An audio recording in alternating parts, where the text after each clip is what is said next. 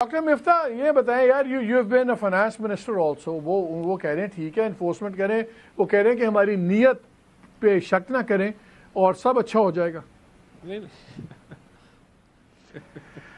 وہ میرا ایک دوست ہے مرزا اسد اللہ خان, اس نے کہا ہے کہ تیرے وعدے پہ جیے ہم تو یہ جان جھوٹ جانا کہ خوشی سے مرنا جاتے اگر اعتبار ہوتا. تو سر یہ ساری باتیں جو ہیں یہ باتیں ہی ہیں, اس پہ اس میں کوئی وزن نہیں ہے. جو حکومت جو ہے وہ NFC کی کمیشن نہیں بنا سکتی.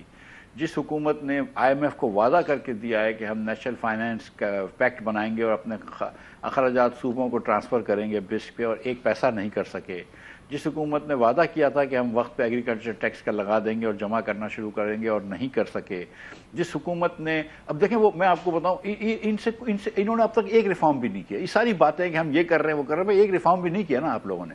اب جو میں آپ کو ایگزامپل دے رہا ہوں کہ جب بھی دبئی میں 1-2-4 سال پہلے بہت بری بارش آ گئی تو جتنے پیپلز پارٹی والے تھے نا وہ دبئی کا شہر ڈوب گیا, انہوں نے تصویریں لگانا شروع کر دی کہ دیکھو دبئی بھی ڈوب رہا ہے, دبئی بھی ڈوب رہا ہے. یہ کبھی بھی ان سے نہیں ہوا کہ کراچی کے اندر, کیوں کراچی میں زیادہ بارش آتی ہے دبئی سے, کہ کراچی میں بارش کا انتظام کر لیں. یہ ان سے نہیں ہوگا, لیکن یہ دکھا دیں گے کہ دنیا میں دیکھو کہیں اور بھی تباہی آئی ہے, کہیں اور بھی بربادی آئی ہے, ہم اکیلے برباد نہیں ہیں. تو اس طرح یہ نہیں کہ یہ PIA پرائیویٹائز کر دیں یا کوئی ڈسکو پرائیویٹائز کر دیں یا کوئی بات کر لیں. یہ کہتے ہیں انڈیا والے بھی فیل ہو گئے تھے بھائی, انڈیا کے اندر ڈسکوس تو آپ لوگوں کے زمانے 1-2 ڈسکوس فائنل ہو نہیں گئے تھے ایک وقت میں. مجھے یاد ہے محمد زبیر بتاتے تھے کہ ہمارا ڈیسیژنز ہو گئی ہوئی تھی, چیزیں بھی فائنلائز ہو گئی ہوئی تھی.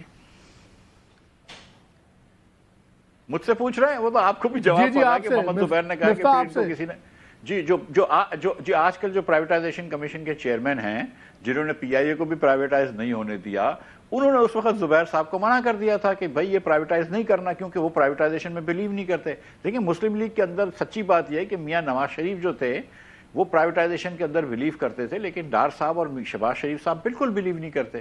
ویسے ان دونوں کی آپس میں نہیں بنتی ہے ڈار صاحب کی اور شہباز صاحب کی, لیکن اس بات پہ دونوں صحیح ہیں کہ ہر چیز کو ریاست میں رکھو, ہر چیز کو اسٹیٹ کے پاس رکھو, ہر چیز پہ اپنی اجارہ داری رکھو. یہ نہیں کرنا چاہتے پرائیویٹائزیشن.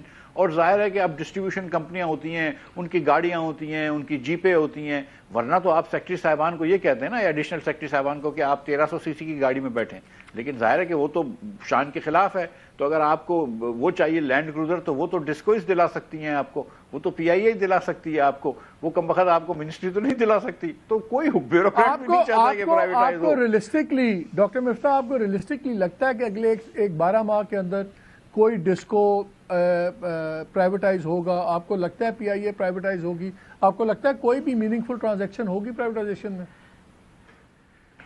دیکھیے ڈسکوس تو کوئی بھی 12 ماہ میں نہیں ہوں گی, میں اس کی گارنٹی کرتا ہوں. اس میں سب کو پتا ہے, یہ مطلب یہ میرے بھائی کو بھی پتا ہے کہ ڈسکوس 12 مہینے میں نہیں ہو سکتی. PIA کا جہاں تک تعلق ہے تو اب جو ہے وہ ڈار صاحب کے سے ہاتھ سے لے لیا گیا ہے.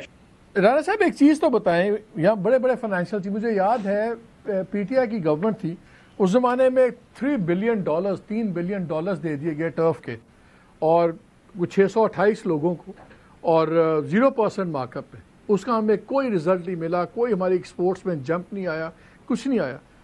ایسے معاملات کیوں آپ لوگ کیوں نہیں کھولتے اس کو؟ سارے یہ بھی معاملے غائب ہو گئے. یہ دیکھیں وہ جو ڈسٹریبیوشن ہوئی وہ کمرشل بینکس کے ذریعے ہوئی, وہ پالیسی فلاڈ تھی, لیکن اس کے اندر اگر آپ جو ہے وہ ڈھونڈیں گے کہ کوئی کرپشن ہوئی, نہیں, وہ بینکس نے لینڈ کیا اور بینکس ہی اس پیسے کو جو ہے وہ ریکور کر رہے ہیں.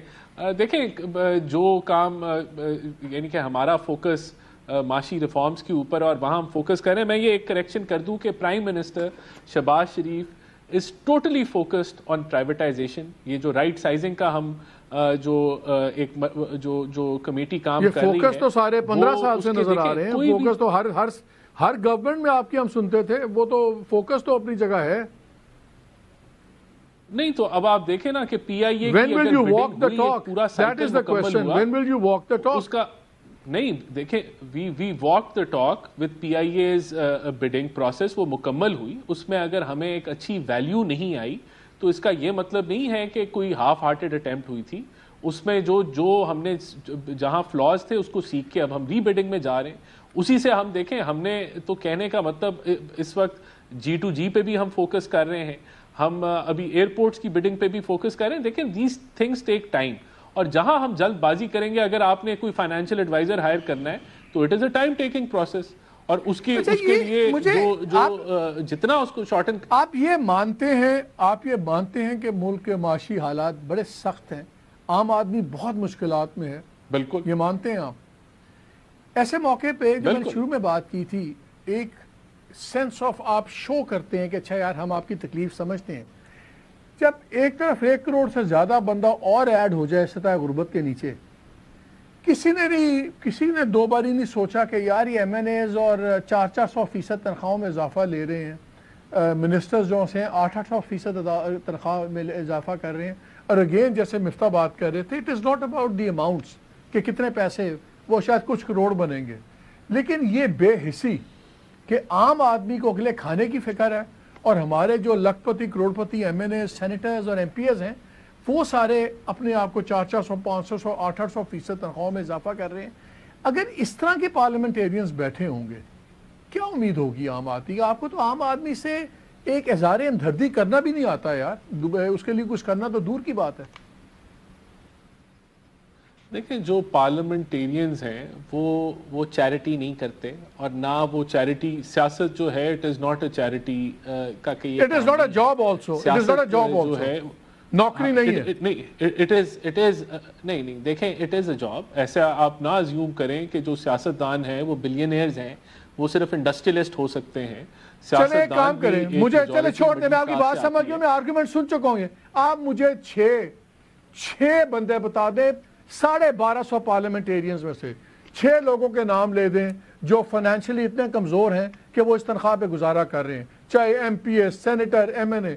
آن ایئر میں آپ کو کہتا ہوں مجھے 6 لوگوں کے نام لے دیں جو اس تنخواہ کے بغیر مالک صاحب. میں کیوں کسی کو کہوں کہ کوئی فائنینشلی کمزور ہے؟ بیکاز کوئی نہیں ہے، ہر کوئی آتا ہے 8-8 کروڑ کی 4-4 کروڑ کی گاڑی میں. ہمیں 30 سال ہو گئے، ہم دیکھ رہے ہیں، ہمیں پتہ ہے کتنے کھوکھر صاحب کتنے غریب ہیں یا کس کے پاس کتنے پیسے نہیں ہیں. وی نو آل آف دیم.